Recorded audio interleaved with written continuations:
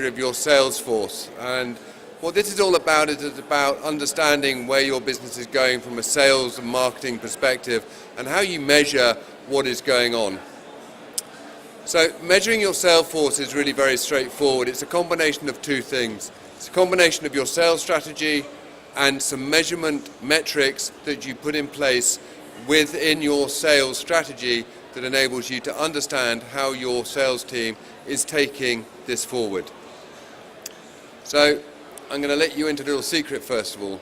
Sales strategy is not complicated. In fact, the best sales strategy is the most mundane thing in the world. The art is to get it right. Is to get it right, get it robust, and make it so that you can do the really complicated thing, the complicated thing being selling. So, very quickly, how do you put together a robust sales strategy?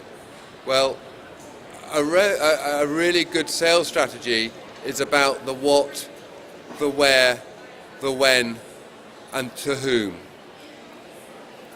On the one hand, because you've got a new product and you've got a new market, you'll have the apathy of people saying, I've never used this before, why do I need it now?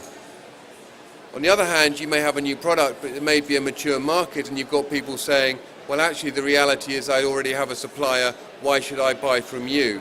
So that gives you challenges that you need to meet. So the what is, are you clear about your product?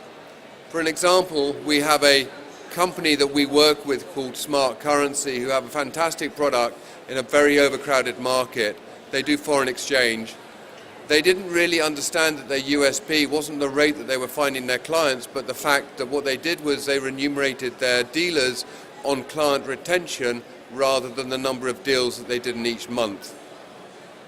That was their USP. It meant that their clients, in order to retain them, had to be happy. In order to make them happy, they had to get the right deals. When they talk to their clients now, they don't talk about FX rates. They don't talk about the margins that they're going to make or save. They talk about making the client happy. They talk about their key USP, which is their sales guys are not remunerated on commission. Their sales guys are remunerated on retaining their clients. So understanding your own positioning is about also understanding your competitors and what your product advantages are, your USPs. Make sure that when you take a product to market, how does it compare to your competitors? What are your unique sales points and how do you communicate them? So where are your routes to market? Which routes do you target? And this is a kind of an interesting thing here, because we talk about strategic clients. Strategic clients are like the cornerstone retail outlets that you find in the big shopping malls, the Peter Joneses and the Marks and Spencers, either situated at one end of the shopping mall, so people travel between the two, they will get preferential rates for the space that they take. In fact, they'll probably get a free period in which they don't pay any rent at all, because what they do is they bring tag-along clients. They're the people who have to be there in order to maximize their potential, and they get charged a premium for the space that they rent. Your routes to market are twofold. You have direct, that we all know about. You have marketing, PR, sales team. You have conference and seminar work, and you have e-marketing. These are all fairly standard now. They're direct, and people understand, hopefully, how they operate. The ones that are less known about are the indirect. So the first one is collaboration, and there's this great saying now that collaboration is the new competition. So collaboration is about working with other businesses to access your clients. And actually, the reality is that if you collaborate correctly and well with another business, the end user, i.e. the person who eventually buys your product, is not your client. The person who is your client is the person that you're collaborating with. So it's a change in mentality, it's a change in thought process. The other bit is referrals, and I came across this great saying, which is a referral is sending someone you care about to someone you trust. You cannot get a better sales lead, you cannot get a better opportunity to promote your business and to close some business out by being sent a referrer. So the other route to market is about managing and growing your referrers. And what we call it is we call it budging with people. We call it making sure that we communicate well with our clients and with people who do refer business to us. So when do you sell your product? Is it seasonal? And at what point do you sell your product to your client? So a lot of people make the mistake of thinking their product is a year-round offering, and that's not always the case. So you don't really sell a winter coat in the height of summer, even in England. And you don't find that people buy individual savings accounts throughout the year. For some reason, they buy them at the end of the tax year. If you're selling high-value products, when does it sit and when does it fit into the buying cycle, the purchasing cycle of your client? When do they do budgets for the next year? If you miss that opportunity to get into the budget cycle for that next year, are you going to have to wait 12 months? Do we find those things out about our clients? Because that's really important, particularly if you're selling high-value goods or services. I had one client who understood this with his product, and he pitched his price so that it just missed out on the major client requirement for sign-off at board level. It reduced his margin somewhat, but he actually made significantly more sales quicker because there was a less involved sales cycle in terms of getting from start to finish. And then finally, to whom? Do you have a reliable database? It's great having a fantastic product, but if your sales strategy doesn't say who I'm going to sell this to, it doesn't say how I'm going to get there, and it doesn't say who the key players are, who are the decision makers, then you're going to struggle a lot in terms of getting your product to market. And hands up in this vast audience that we have, how many of you have heard of Pareto law of distribution? 1, 2, 3. Sir, what is it? Yeah. Okay.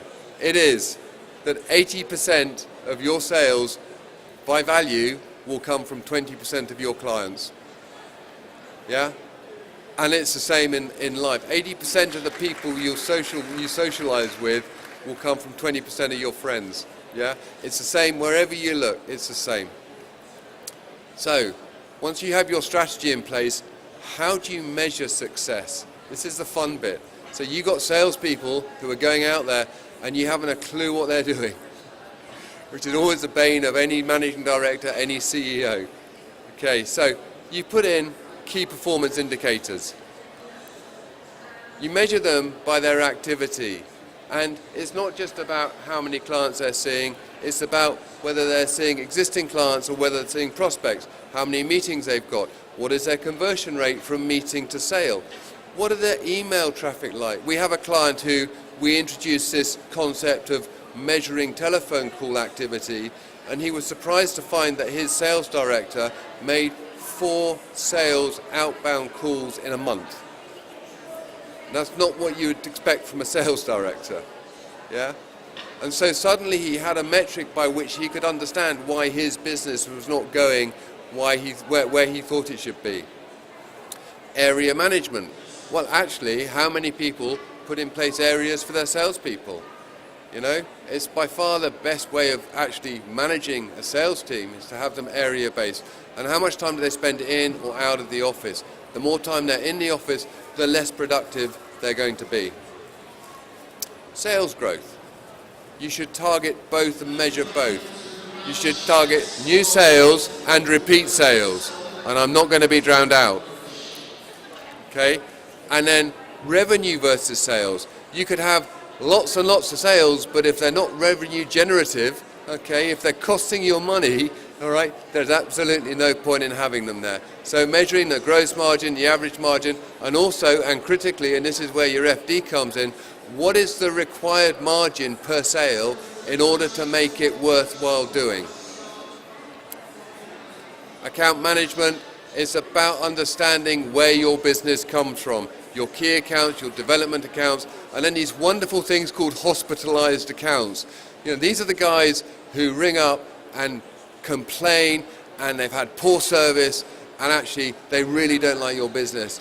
And I warrant you that they are the best prospects you have, because if you turn them around and you deliver on their complaints and you answer them and you make them happy, they will really appreciate the fact that you've spent some time and some effort and probably some money on exhibiting that you really want and value their business, and they become great loyal customers.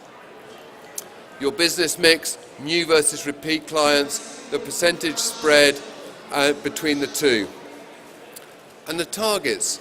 You know, everyone, and this is key actually, everyone talks to salespeople about their targets, yeah? How are they set though? Are they, oh, we'll do that this year because that feels pretty good because we did that last year? Or is there some rationale behind it? Who manages them?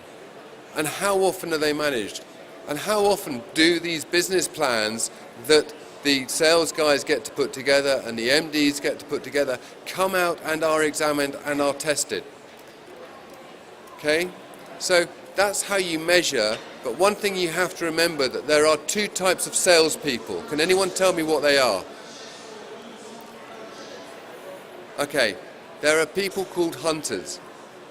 Okay? These are people who want to go out and they want to go and hunt and find and establish and create, and they get a real kick out of the first piece of business coming in from a new lead, yeah, from a new client.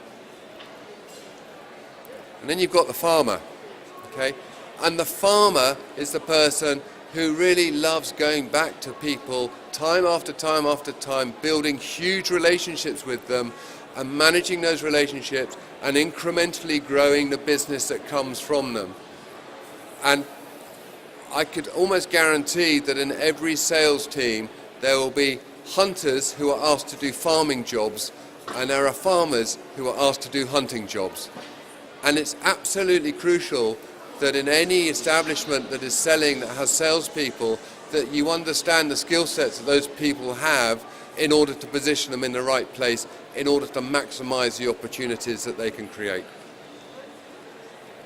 So in conclusion, a little bit of Churchill. Plans are of little importance, but planning is essential. Thank you very much indeed for listening.